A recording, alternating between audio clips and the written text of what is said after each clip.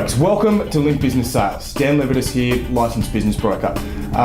I feel a little bit blessed today because I've been on quite a long waiting list, and finally we've got the opportunity to speak to Ken Burgin from Profitable Hospitality. Ken is someone that just about everybody in the industry knows and recognises, and is someone who just has a genuine love for hospitality. He's an ex-restaurateur and really has the industry's best interests at heart. Welcome, Ken. Thanks, Dan. That's really very nice of you to say that. Thank you. Pleasure. Yeah, I love this industry. Yeah, and you do too, I think. Yes. Yeah. In terms of the marketplace itself and operating a profitable business, I mean, that's really why we do these kinds of videos and interactions, is that we're passionate about profitable hospitality operations. From your experience, what's a bit of a topic that you want to discuss at the moment that you see is a bit of a shortfall? It starts with S, staff.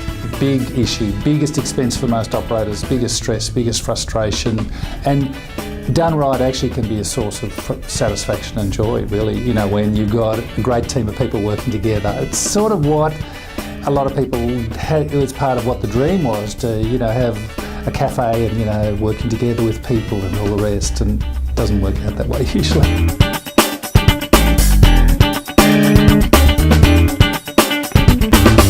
What would you recommend to a new business owner or a new owner-operator that has just opened the doors and they're looking at finding and hiring the right staff?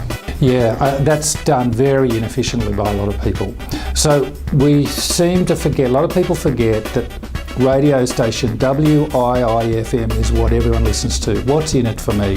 When they read the ad, they think, what's in it for me? And most ads, they're basically saying what the boss wants, what the owner wants. And you see the ad, it says, we want a hardworking team player, committed, must have perfect English, ready for an immediate start.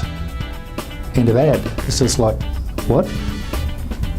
Or sometimes they say good attitude, which is code for we've got had a problem with bad attitude, which usually points back to the boss too. So, these ads, they've got no benefits in them.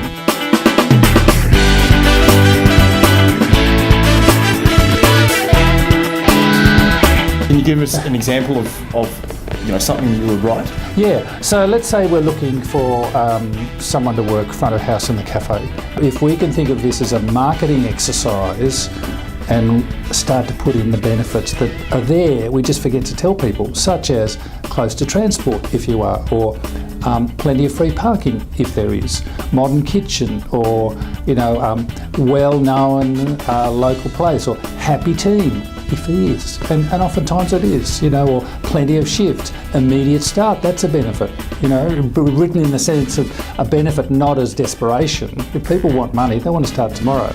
Good pay, let's put these things in, and then the phone's going to start ringing.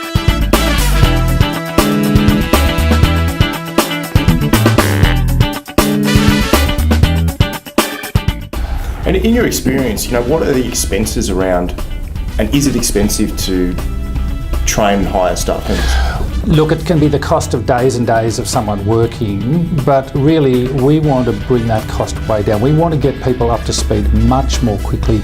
This is not rocket science, what most people are doing. They're taking orders or they're making sandwiches. Now, the more complex job like doing the coffees and all those sorts of things, but even that's not rocket science, is it, really?